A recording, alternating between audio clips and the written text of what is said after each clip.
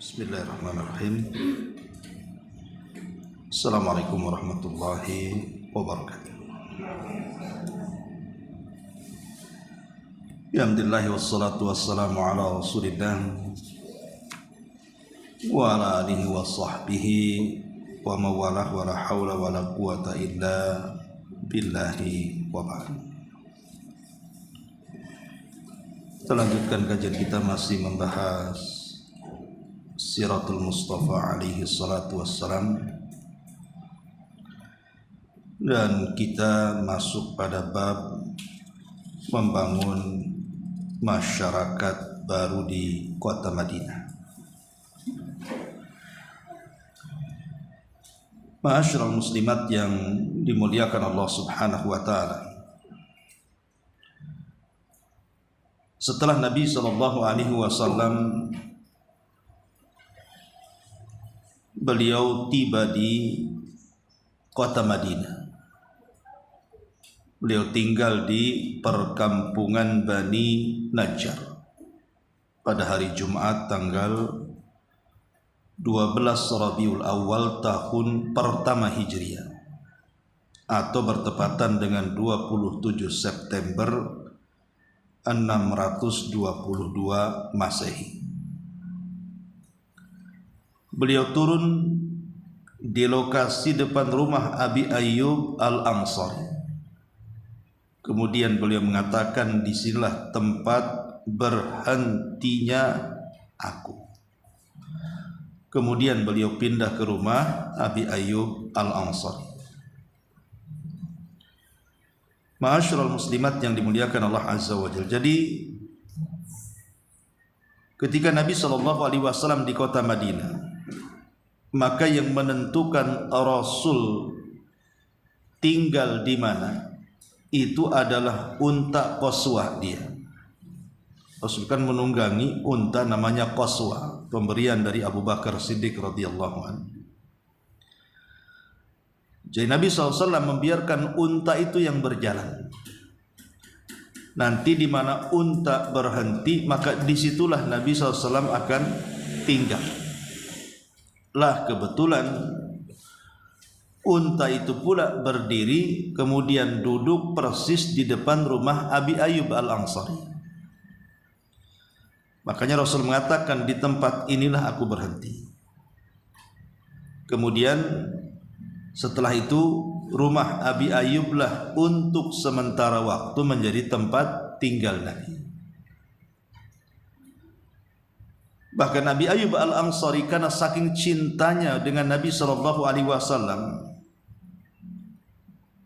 dia meminta agar Nabi SAW berada di atas, karena kan lantai 2, biar dia yang di bawah. Tapi Rasul menolak, karena tahu bahwa kalau posisi Rasul di atas sementara tamu setiap hari akan datang, tentu akan mengganggu tuan rumah. Maka Rasul mengatakan, sebaiknya aku yang di bawah, engkau yang di atas. Jadi selama sepanjang malam Abi Ayyub Al-Ansari dan juga istrinya itu tidak berani bergerak saat tidur. Karena kalau bergerak saja, sementara rumah di zaman itu terdiri dari pelepah kurma, tentu nanti akan ada debu-debu yang jatuh mengenai kepala Nabi. Jadi setiap tidur kayak mematung gitu, bergerak sedikit saja takut. Itu karena kecintaan Abi Ayyub Al-Ansari kepada Nabi SAW. Dan semua para sahabat pasti cinta dengan Nabi. Lah Nabi itu memiliki agenda-agenda yang sudah direncanakan di kota Madinah. Dan agenda-agenda besar itu salah satunya di sini adalah membangun Masjid Nabawi. Ini agenda yang paling besar yang dilakukan Nabi SAW adalah membangun Masjid Nabawi. Makanya di sini langkah pertama yang dilakukan Nabi SAW setelah itu adalah mendirikan Masjid Nabawi. pada lokasi unta tersebut yang duduk. Beliau merintahkan untuk mendirikan masjid ini. Beliau membelinya dari 2 anak yatim sang pemiliknya. Beliau berdiri ikut terjun di dalam membangun dan memindahkan batu bata seraya bersenandung. Ya Allah, tiada kehidupan hakiki melainkan akhirat. Karenanya ampunilah kaum Ansar dan orang-orang Muhajirin. Beliau juga berkata, tukang angkut yang ini bukan tukang angkut Khaybar.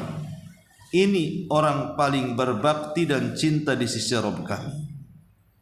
Hal ini membangkitkan semangat kerja para sahabat di dalam membangun, sehingga salah seorang mereka pun menyambut, jika kami duduk sementara Nabi bekerja, sungguh itu merupakan pekerjaan yang tercela. Kenapa Nabi SAW membangun masjid? Karena Nabi SAW ingin menghubungkan antara para sahabat dengan Allah Subhanahu wa Ta'ala. Jadi sebelum Rasul menghubungkan hati manusia dengan sesama manusia yang lainnya, atau istilah Quran hablum minan nas, maka Allah, Rasul ingin mengaitkan hati para sahabat berhubungan dengan Allah yang disebut dengan hablum minallah. Ini dulu yang dikehendaki Rasul, supaya ada hubung kait para sahabat langsung dengan Allah Azza wa Jalla.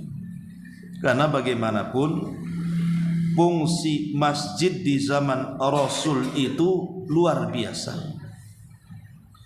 Karena semua aktivitas itu dilakukan di masjid. Sampai kepada latihan perang pun di masjid. Orang memanah gitu ya, orang latihan tombak, latihan pedang itu dalam masjid di zamannya. Kemudian setiap persidangan, putusan-putusan sidang pun terjadi di masjid, atau penyambutan delegasi-delegasi pun di masjid. Jadi masjid itu bukan hanya tempat ritual ibadah saja, salat 5 waktu, zikir, baca Quran dan yang semacamnya, tapi lebih daripada itu. Bahkan di masjid ini pula lah tempat tinggalnya Ashabus Sufa. Yang dari Ashabus Sufa ini muncul para mujahidin, para ulama, ahli fikih dan yang semacamnya. Itu masjid di zaman Nabi, ya. Jadi fungsinya luar biasa. Beda masjid di zaman Nabi, beda masjid di zaman kita. Kalau masjid di zaman kita itu hanya setakat sholat 5 waktu, habis itu dikunci. Oke lah, agak ramai sedikit Ramadan, durasinya agak lama karena ba'da isya ada taraweh gitu ya. Mungkin setelah taraweh masih ada ngaji, sehingga masih lama dibukanya. Tapi kalau di luar Ramadan, rata-rata masjid-masjid apalagi di perkotaan itu hanya dibuka kalau sholat 5 waktu saja, atau mungkin ada kajian-kajian tertentu. Selebihnya ya dikunci. Alasannya kalau dibuka terus kotak infak hilang, ya kan? Jam dinding raib, sampai ke ampli-amplinya juga dicuri, ya kan? Jadinya takut jadinya. Kalau dulu masjid itu tempat yang paling aman setelah rumah, sekarang dua-duanya tidak aman. Tinggal di rumah ya tidak aman, tinggal di masjid ya tidak aman. Padahal fungsi masjid itu adalah tempat yang paling aman berhubungan kita dengan Allah Subhanahu wa Ta'ala. Bahkan kalau rumah sakit itu sebagai pengobatan jasmani kita, lah masjid itu sebenarnya pengobatan rohani kita. Jadi kalau ada orang yang sakit hati datang ke rumah sakit, salah alamat ya. Kalau orang yang sakit hatinya datang ke masjid.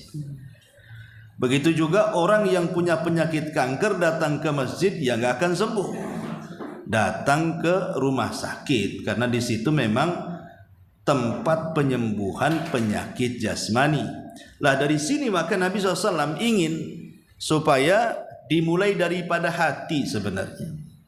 Jadi Rasul itu memulai membangun peradaban kota Madinah itu mulai dari hati dulu. Dengan cara apa? Dihubungkan dengan Allah dengan membangun masjid. Ma'asyiral muslimat yang dimuliakan Allah Azza wa Jalla, lihat bagaimana di sini gambaran Nabi sallallahu alaihi wasallam ketika membangun Masjid Nabawi. Di sini ditunjukkan tentang leader, seorang pemimpin ketika dia memimpin untuk membangun masjid. Ya Rasul terdepan. Rasul itu membangun masjid ya terdepan, dia yang ngangkat bata, dia yang ngangkut batu, dia yang menggali gitu ya.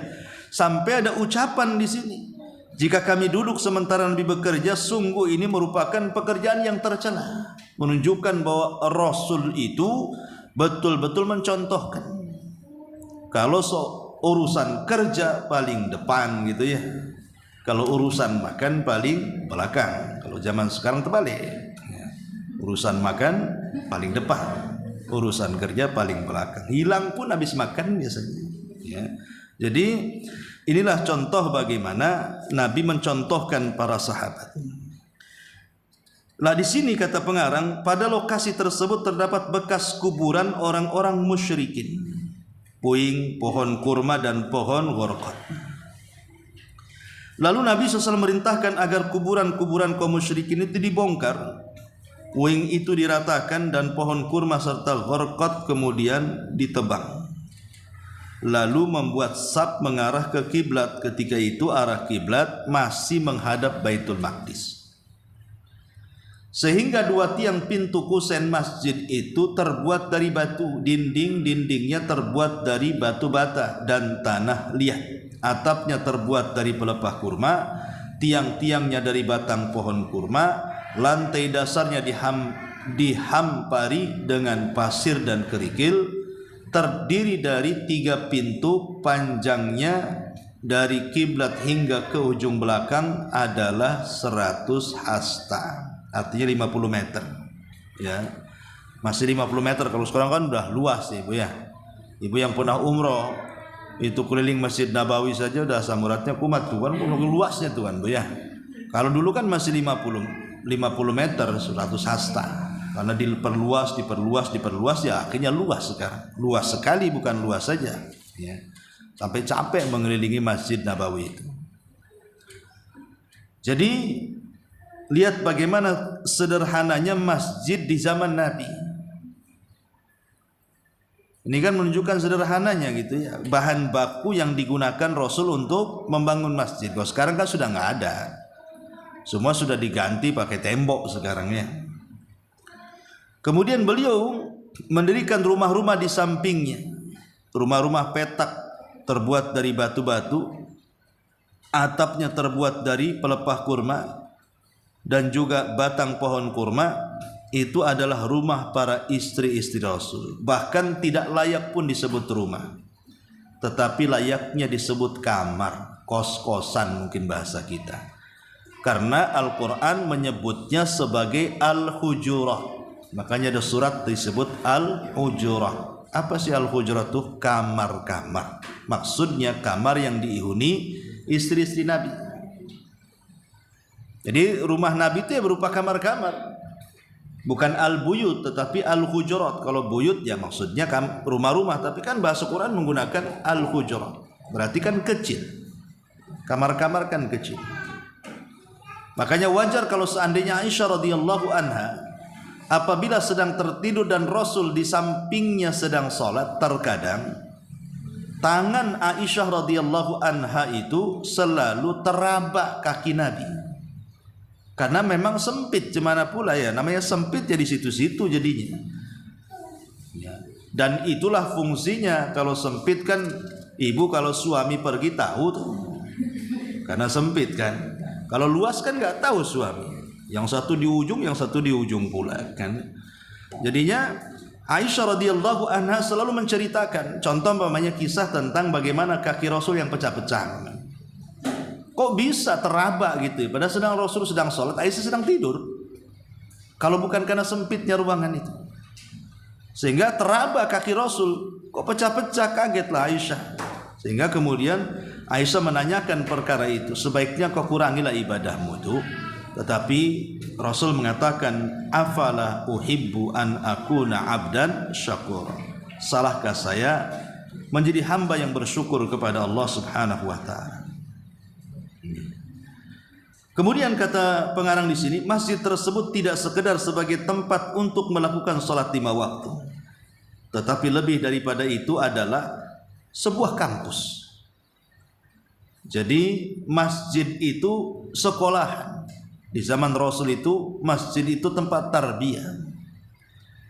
Makanya di situ ada yang mondok di masjid Nabi itu, yang disebut dengan Ashabus Suffah. Ashabus Suffah itulah anak-anak pesantren yang berada di dalam Masjid Nabawi, yang terdiri daripada orang-orang yang susah ataupun orang kaya yang ingin belajar susah, tinggal bersama Ashabus Suffah.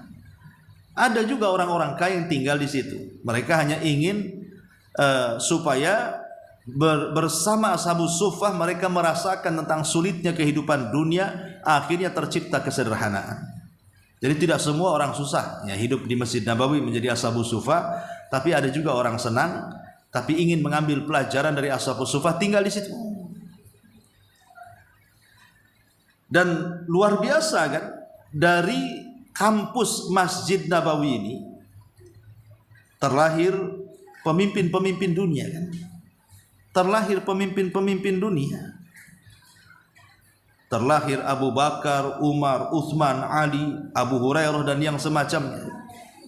Terlahir para mujahidin, terlahir para ulama, terlahir para fuqaha dan lain sebagainya. Makanya di sini masjid di zaman Rasul bukan hanya tempat sholat, tapi sebuah kampus, tempat kaum muslimin menempa ajaran-ajaran Islam dan menerima pengarahan-pengarahan Nabi, tempat berjumpa dan bersatunya seluruh komponen beragam suku setelah sekian lama dijauhkan dari konflik-konflik dan peperangan jahiliyah, bahkan pangkalan untuk mengatur semua urusan dan bertolaknya pemberangkatan serta parlemen untuk mengadakan sidang-sidang musyawarah dan eksklusif. Jadi seolah-olah gedung DPR jadinya ya. Jadi semua ada di situ, seolah-olah markas tentara karena latihan perang di situ, seolah-olah gedung DPR karena tempat musyawarah, macam-macam. Jadi fungsi masjid itu numplak jadi satu. Itulah memang luar biasa, makanya wajar kalau banyak kegiatan. Di masjid kita kan Ramadan aja banyak kegiatan. Yang buat kegiatan, ada juga yang tidak buat kegiatan. Di samping itu semua, ia merupakan rumah tempat tinggal sejumlah besar kaum fakir dari kalangan muhajirin yang mengungsi dan tidak memiliki rumah, harta keluarga maupun anak-anak. Itulah Ashabus Suffah. Pada permulaan hijrah disyaratkan azan, suara lantunan keras yang menggema di angkasa setiap hari 5 kali. Karenanya seluruh pelosok alam nyata menjadi bergema. Kisah mimpi Abdullah bin Zaid bin Abdurrabi mengenai hal ini yang diriwayatkan Al-Imam At-Tirmidzi, Abi Dawud, Ahmad, Ibnu Huzaimah amatlah sangat masyhur. Jadi ceritanya ketika Nabi SAW sudah diperintahkan untuk melaksanakan sholat, ya tentu dari buah peristiwa Isra Mi'raj 1 tahun sebelum hijrah ya. Maka kemudian ada kesulitan di tengah-tengah para sahabat mengumpulkan manusia untuk supaya datang ke masjid, karena di zaman itu kan belum ada corong kayak kita gitu kayak. Sehingga rapatlah banyak para sahabat. Kemudian Nabi SAW menghadiri rapat tersebut, banyaklah ide-ide yang ditumpahkan di rapat itu. Ada yang mengatakan, Rasul, bagaimana cara mengundang orang datang ke Masjid Nabawi supaya bisa sholat jamaah? Gimana kalau kita pakai api saja diletakkan di atas bukit? Jadi ada satu orang yang setiap 5 waktu menyalakan. Jadi kalau dari kejauhan, nampak ada obor, berarti datang waktu sholat. Tapi Rasul mengatakan, itu mah pekerjaan majusi, kata Rasul, tidak mau. Ya. Kemudian yang lain mengatakan, bagaimana kalau seandainya kita gunakan lonceng saja? Datang waktu sholat, kentung tuh lonceng itu. Tapi Rasul mengatakan, tak mau, itu pekerjaan orang-orang Yahudi. Yang lain mengatakan, bagaimana kita tiup trompet saja? Kata Rasul, tidak mau, itu pekerjaan orang-orang Nasrani. Akhirnya semua ditolak. Ide-ide para sahabat ditolak untuk mengumpulkan sholat jamaah di Masjid Nabawi itu. Sampai pada waktunya ada seorang sahabat namanya Abdullah ibnu Zaid. Ya, Abdullah ibn Zaid ini mimpi. Dalam mimpinya berjumpa dengan malaikat. Kemudian malaikat yang dijumpai dalam mimpinya mengajarkan lafaz azan yang kita kenal itu. Kemudian setelah terbangun, Abdullah ibn Zaid ini melaporkan mimpinya kepada Rasul. Qadarullah, rupanya di waktu yang sama Umar bin Khattab mimpi juga.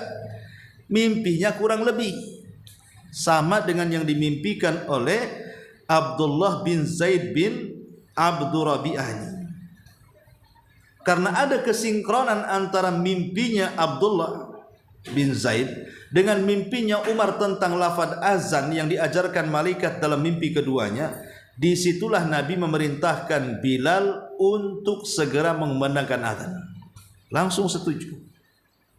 Ya, dengan dua mimpi sahabat ini, Umar bin Khattab dan Abdullah bin Zaid. Maka pertama kali menjadi muazin dalam Islam adalah Bilal.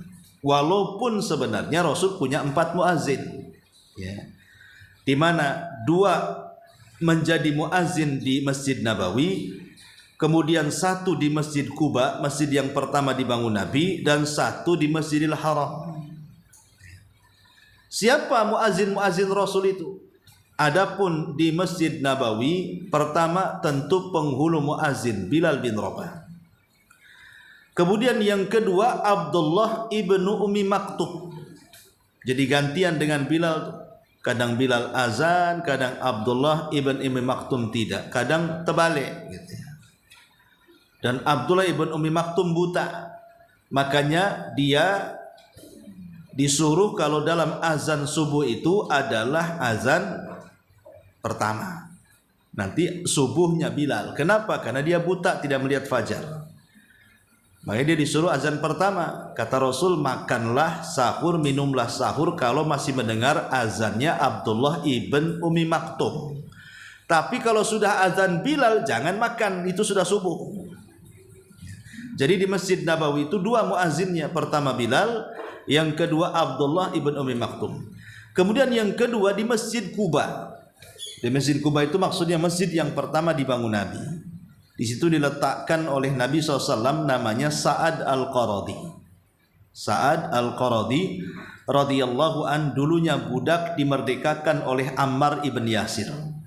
Jadi dia adalah maulanya Ammar ibn Yasir, budak yang dimerdekakan Ammar. Makanya disebut Sa'ad al-Qaradi maula Ammar ibnu Yasir. Itulah yang memiliki suara indah di zaman itu, akhirnya oleh Rasul diletakkan menjadi muadzin di Masjid Quba. Adapun di Masjidil Haram di Mekah, maka Nabi SAW setelah Fathu Mekah mempercayakan muadzin di Masjidil Haram Abi Mahdhurah.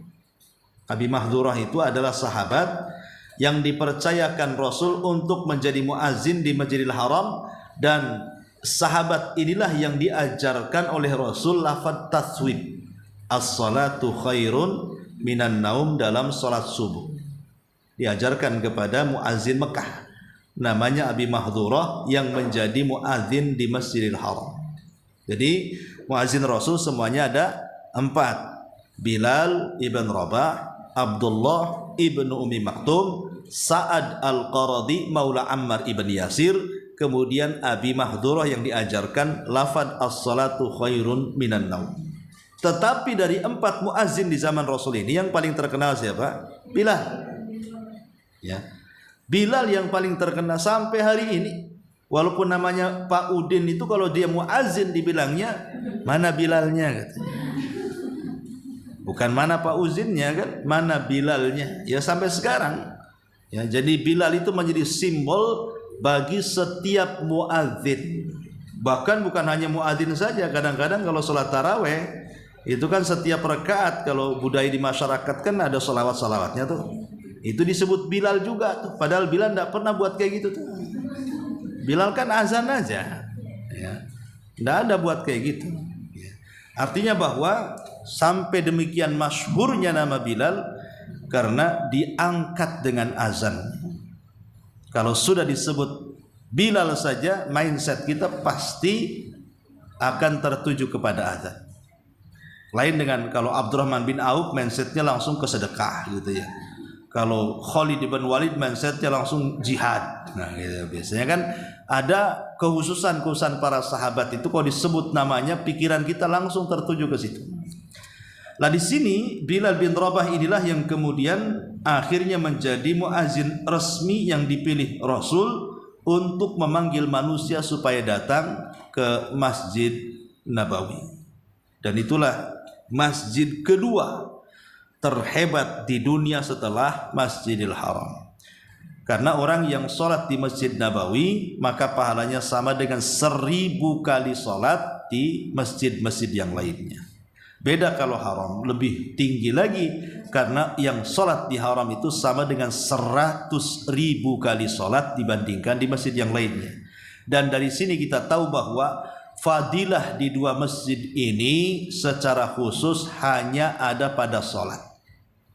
Makanya kalau ibu-ibu ditakdirkan umroh ataupun haji kemudian sempat ke Masjidil Haram atau Masjid Nabawi, maka ibadah yang diperbanyak adalah sholat, jangan yang lain. Zikir perlu, baca Quran penting, sedekah ya, tapi sholat diprioritaskan gitu ya, karena memang itulah ibadah yang menonjol, yang jelas-jelas keutamaannya. Bahwa orang yang sholat di Masjid Nabawi dapat 1000, kalau sholat di Masjidil Haram 100.000, kalau sholat di Masjidil Aqsa ada yang mengatakan 500, walaupun pendapat yang kuat 250 umpamanya kan. Nah, itu kan maksudnya ibadah khusus sholat. Ya yang lain penting, tapi jangan dipentingkan dibandingkan sholat. Makanya kesempatan besar kalau sampai di sana perbanyak sholat, kan banyak sholat itu, ada duhanya, tahiyatul masjidnya, sholat sunnah wudunya, ada witirnya, tahajudnya, macam-macam sholat itu kita bisa lakukan di sana. Ya. Intinya di sini adalah Nabi SAW membangun pertama kali ketika sampai di kota Madinah adalah membangun masjid, karena memang masjid itu sarana wahdatul ummah, untuk menyatukan umat. Dengan cara apa? Dengan cara masjid. Makanya nilai-nilai akhlak-akhlak yang lahir dari masjid itu terlampau banyak gitu ya. Dengan adanya masjid akhirnya lahirlah kebersamaan, persatuan dan kesatuan kaum muslimin. Karena bagaimanapun kalau orang sudah masuk ke dalam masjid, semua titel-titel di masyarakat, status-status sosial itu harus ditanggalkan. Harus ditanggalkan. Kalau sudah masuk masjid tidak boleh ada status sosial. Semua sama di hadapan Allah. Mau ada jenderal, mau ada orang kaya, mau ada pengusaha. Kalau lambat ya di saf pertama, di saf terakhir. Ya kalau cepat ya di saf pertama. Nggak bisa mentang-mentang jenderal udah ada kaplingnya di depan, kan nggak bisa. Karena nggak ada sertifikatnya kapling di masjid itu. Artinya bahwa ini juga persatuan, apalagi menghadap kiblat semuanya. Itulah sebagai bantahan ketika ada orang mengatakan apalah bedanya Islam dengan agama penyembah berhala itu. Yang satu nyembah berhala, yang satu nyembah batu katanya. Maksudnya Hajar Aswad, karena kita menghadap ke Hajar Aswad sana kan. Tidak, kita tidak sedang menyembah batu apalagi sujud kepada batu. Hajar Aswad yang menempel di Ka'bah itu hanya sebagai kiblat saja. Sebagai kiblat untuk apa? Menyatukan kaum muslimin di belahan dunia. Di mana yang dari barat tetap ngadap barat, kalau dari sini umpamanya kan, yang di timur ngadap barat, yang di selatan ngadap barat, yang di utara ngadap barat. Maksudnya supaya ada persatuan kaum muslimin, supaya tidak centang perenang gitu. Nah itulah fungsi masjid itu, wihdat al muslimin, menyatukan kaum muslimin dan menanggalkan semua status sosial. Kalau sudah masuk ke dalam masjid semua sama di hadapan Allah. Dan siapa yang lebih dulu masuk masjid itulah yang lebih utama, bukan karena status sosialnya. Sebagaimana hadis tentang Yaumul Jum'ah, Di situ ada malaikat kan tukang catat tuh. Nanti kelompok pertama di hari Jumat mendapatkan sop pertama seolah-olah mendapatkan kurban seekor unta ya. Nanti masuk pada saf kedua, malaikat mencatat seolah-olah dia berkurban dengan seekor sapi. Kemudian masuk saf ketiga seolah-olah dia berkorban dengan seekor kambing. Nanti masuk saf keempat seolah-olah dia berkorban dengan seekor ayam. Ya, nanti yang keenam telur ayam gitu ya. Yang terakhir tai ayam kan itu. Artinya bahwa di sini kan lihat yang siapa duluan yang masuk di situ yang utama. Bukan karena status sosial dia tidak ya. Mau orang miskin masuk duluan tetap dia dapat unta. Mau orang kaya masuk duluan tetap dia dapat unta. Itulah fungsi masjid itu, maksudnya supaya tidak membanggakan diri. Kalau sudah masuk masjid semua sama di hadapan Allah Subhanahu wa taala. Jadi fungsi masjid ini luar biasa. Inilah diantara yang pertama bagaimana Nabi SAW membangun masjid untuk menghubung kaitkan antara para sahabat dengan Allah Subhanahu wa taala. Kemudian yang kedua yang tak kalah pentingnya setelah menghubung kaitkan hati para sahabat dengan Allah, maka sekarang mulai menghubung kaitkan hati para sahabat dengan hati-hati kaum muslimin yang lainnya. Dengan istilah lain mempersaudarakan sesama kaum muslimin, sehingga terjalinlah hablum minallah di satu sisi dan hablum minannas di sisi yang lain. Kata beliau, di samping membangun masjid sebagai pusat perkumpulan dan juga persatuan, Nabi juga melakukan langkah lain yang merupakan suatu yang paling indah yang pernah ditorehkan oleh sejarah, yaitu mempersaudarakan antara kaum muhajirin yang ada di Mekah yang hijrah ke Madinah dan kaum Ansor yang memang penduduk tempatan di kota Madinah. Lihat perkataan Ibnul Qayyim di sini. Kata Imam Ibnul Qayyim, kemudian Rasulullah mempersaudarakan antara kaum muhajirin dan Ansor di rumah siapa? Di rumah Anas ibn Malik. Lah ketika itu jumlah mereka pada permulaannya 90 orang yang dipersaudarakan itu. Separuhnya berasal dari kalangan muhajirin dan separuhnya lagi dari kalangan Ansar. Beliau mempersaudarakan di antara mereka untuk saling memiliki dan saling mewarisi. Ini pada awalnya. Jadi saling mewarisi. Jadi kalau orang muhajirin meninggal, hartanya jatuh ke Ansar. Kalau Ansar meninggal, hartanya jatuh ke muhajirin. Itu pada awalnya. Ya. Tetapi hal ini kemudian dimansuh sampai ketika terjadi perang Badar. Turunlah Al-Quran, wa ulul arhami ba'duhum awla bi ba'din. Orang-orang yang mempunyai hubungan kerabat itu sebagiannya lebih berhak, maksudnya dari harta yang lainnya terhadap sesamanya.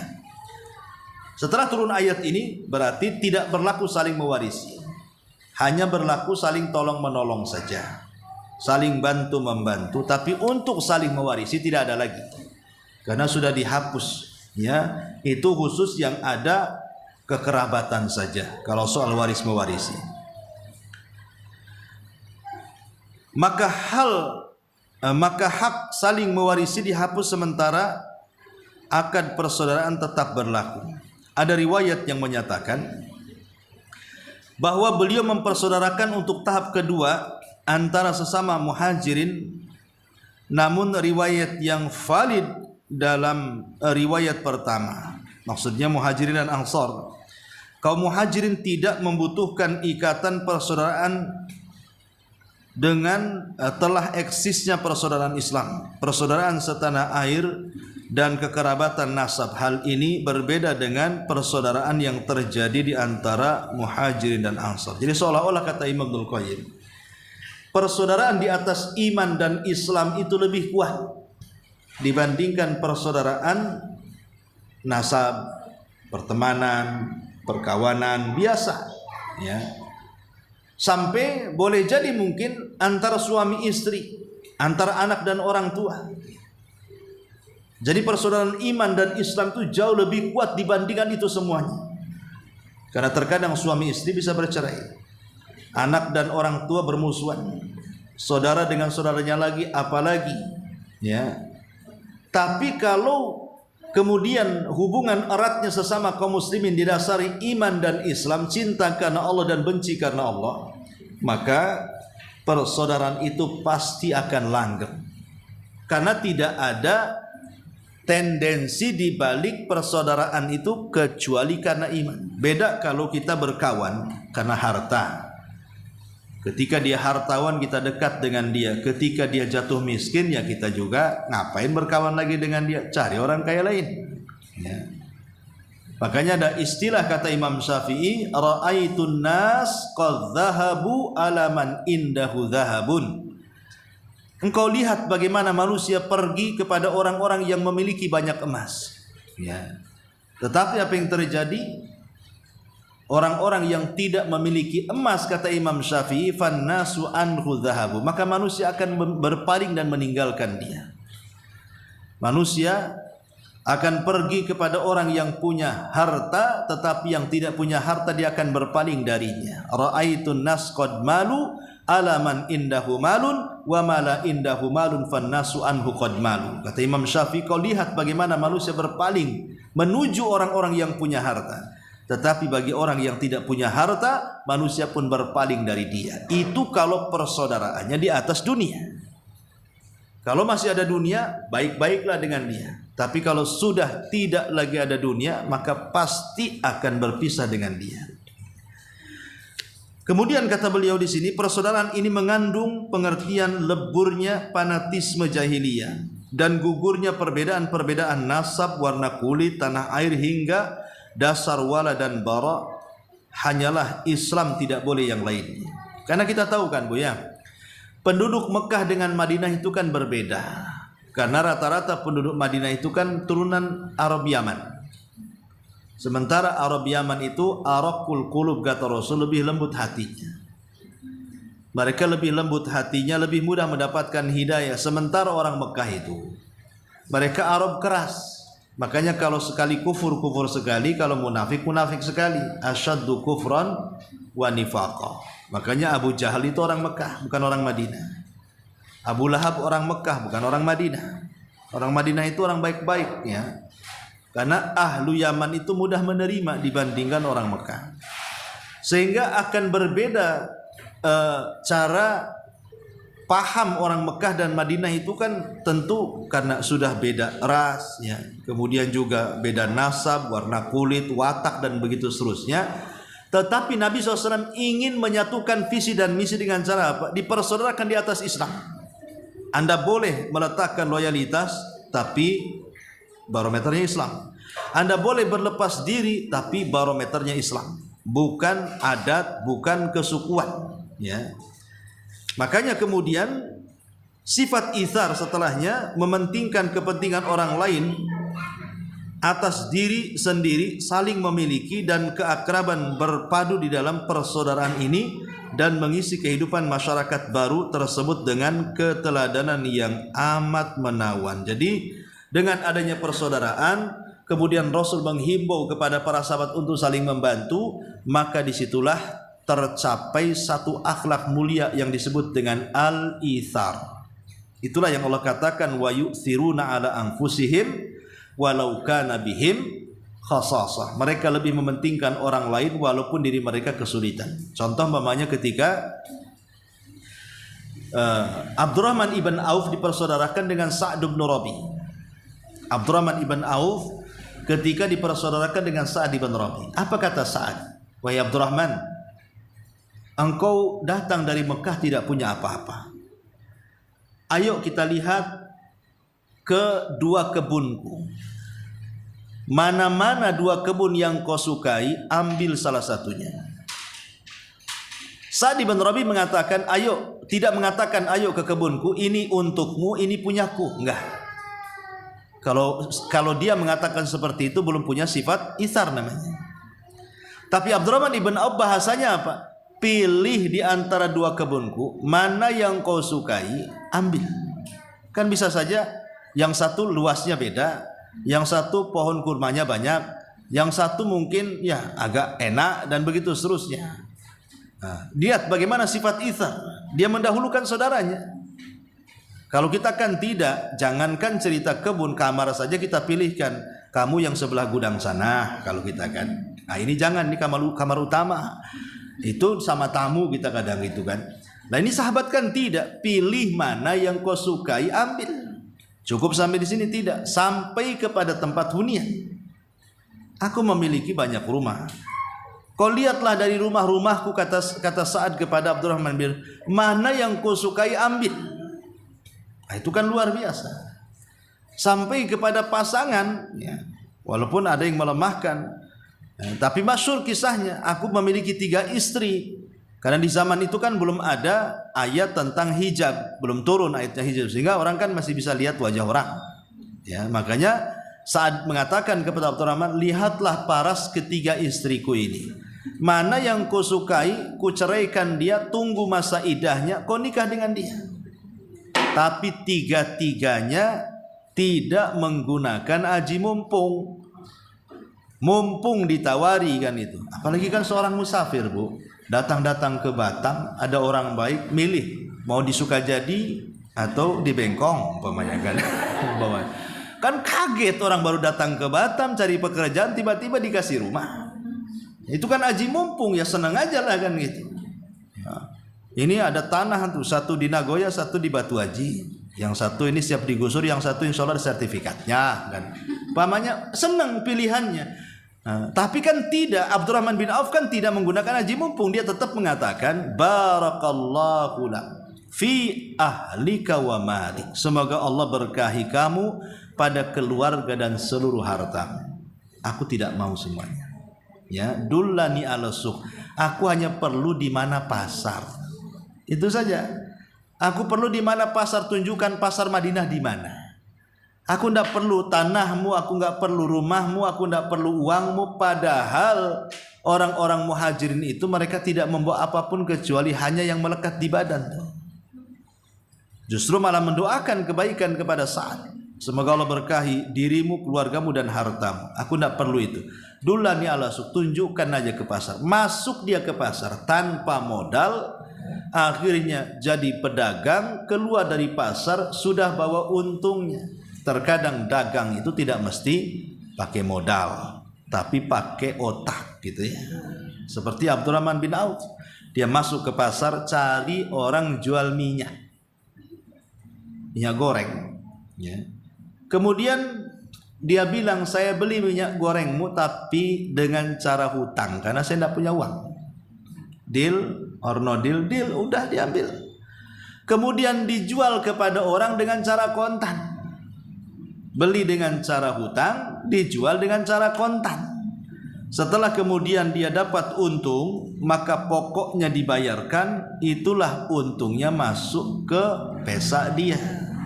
Itulah namanya bisnis tanpa modal. Yang ngambil barang dengan hutang tapi dijualnya kontan. Itulah Abdurrahman bin Auf. Ya. Karena terkadang mindset seorang pedagang ini tidak jadi jualan padahal sudah punya modal karena tidak punya keberanian. Makanya memang seorang pembisnis kan harus berani dia kan. Kalau nggak berani nggak bisa. Kadang sudah punya modal, nggak punya skill. Punya skill, tak punya modal. Punya dua-duanya, tak punya keberanian. Nah, tak jadi. Ya. Jadi Abdurrahman ibn Auf memang ya sudah wajar dia punya keberanian karena rata-rata penduduk Mekah itu memang sudah mengalir darah perniagaan kepada anak-anak Mekah dari kecil. Sampai Allah mengatakan li'ila fi Quraisyin ila fihi rihlatash syita'i was-sayf. Jadi memang orang-orang Quraisy ini sejak kecil sudah mengalir darah perdagangan nenek moyang mereka. Dan biasanya para pedagang handal itu selalu melihat peluang. Dia tahu peluang, kapan untung, kapan buntung, dia tak tahu tuh pedagang itu. Walaupun terkadang ya kepleset, disangkanya untung, tahu buntung. Tapi umumnya para pedagang yang handal itu, dia tahu momen-momen tertentu akan untung dagangan itu. Sampai satu hari ada satu kisah ulama namanya Muhammad ibn Sirin. Dia pedagang minyak juga. Karena dia seorang pembisnis ulung, Muhammad ibn Sirin, ulama dunia, ya, ulama tapi juga dia pedagang. Jadi dia melihat ada peluang bisnis. Kebetulan langka minyak waktu itu. Tiba-tiba kemudian dia berinisiatif untuk memborong minyak dari tempat orang. Dan besok akan dijual, pasti akan untung besar. Beli dia minyak banyak-banyak, taruh di suatu tempat drum gitu ya. Qadarullah, malam harinya ada tikus jatuh masuk ke dalam minyak itu, kemudian mati. Dalam hadis Rasul, apabila ada tikus yang mati kemudian mengenai minyak yang kering semacam mentega, maka cukup dibuang yang terkenanya saja, karena kan keras. Pamannya tikusnya hanya nemplok di atas, ya tinggal dibelah saja, bawah kan masih bisa kita pakai, bisa diiris maksudnya kalau mentega. Tapi kata Rasul, kalau jatuh ke yang cair harus diseblok, harus dituang, harus dibuang, karena tidak bisa dipotong. Di istilah haram di Madinah dan Mekah itu beda. Yang paling mudah memang di Madinah ya. Kalau di Madinah itu kan tanah haramnya pakai ukuran, pokoknya 21 meter, 21 kilometer ke arah timur, ke arah barat, ke arah utara, ke arah selatan. Itulah tanah haram. Kalau Madinah kan lebih mudah karena menggunakan kilometer. Pokoknya 21 kilo ke sana, 21 kilo ke sana, 21 ke sana. Itu kalau Madinah, itu tanah haram ya. Kalau Mekah kan tidak bisa, karena ada ke Hudaybiyah, namanya Hudaybiyah Tan'im sana namanya kan. Nanti ke Arafah sini, ya, dia harus pakai daerah kalau di Mekah, bukan pakai kilometer. Ya. Cuman perbedaan pahala sholat kalau di Mekah itu mencakup tanah haram. Tidak mesti di masjid haram, di masjid-masjid kampung pun selama masih dalam lingkup tanah haram pahalanya sama. Ya. Beda di Madinah. Kalau di Madinah hanya terfokus di Masjid Nabawi saja. Walaupun di tanah haram, tapi kalau tidak masuk Masjid Nabawi tidak mendapatkan 1000 rakaat. Kenapa? Karena Rasul dalam hadisnya menyebutkan kalimat masjidi, masjidku. Sementara ketika menyebut haram menggunakan kalimat haram. Ya. Barang siapa yang sholat di Masjidil Haram, maka pahalanya sekian, disebut haram. Berarti semua menyangkut tanah haram. Tapi ketika menyebut Masjid Nabawi tidak menyebutkan haram Madinah, tetapi masjidku. Nah, berarti ulama membedakan 1000 rakaat sekali sholat di Masjid Nabawi hanya berlaku di masjid. Di luar masjid tidak berlaku. Tapi kalau di Mekah yang 100.000 itu berlaku dalam masjid atau di luar masjid. Termasuk orang yang sholat di jalan-jalan itu, di hotel-hotel masuk semua. Ya. Tetapi tentunya maksudnya sholatnya di situ sholat yang sifatnya tidak ada safnya. Seperti ibu sholat duha sendirian di hotel, sholat tahiyatul masjid di hotel, tahiyatul masjid sholat wudu di hotel, sholat tahajud di hotel, sama pahalanya. Tapi kalau sholat yang sifatnya berjamaah, ya memutus saf namanya, ya tetap harus ke masjid. Walaupun istilahnya di jalan-jalan kan masih, yang penting jangan terputus saf. Ya. Tapi kalau sholat sendirian tidak ada masalah, sholat sunnah ya sama 100.000 pahalanya. Ibu sholat duha di hotel dan itu masih lingkup haram, ya sama dengan 100.000 kali sholat duha di masjid sini, gitu maksudnya. Tapi kalau sholat jamaah itu kan harus ada ketentuan merapatkan saf. Kalau sholat sunnah kan tidak, sholat sendirian tidak perlu pakai saf, boleh sholat sendirian. Wallahu a'lam.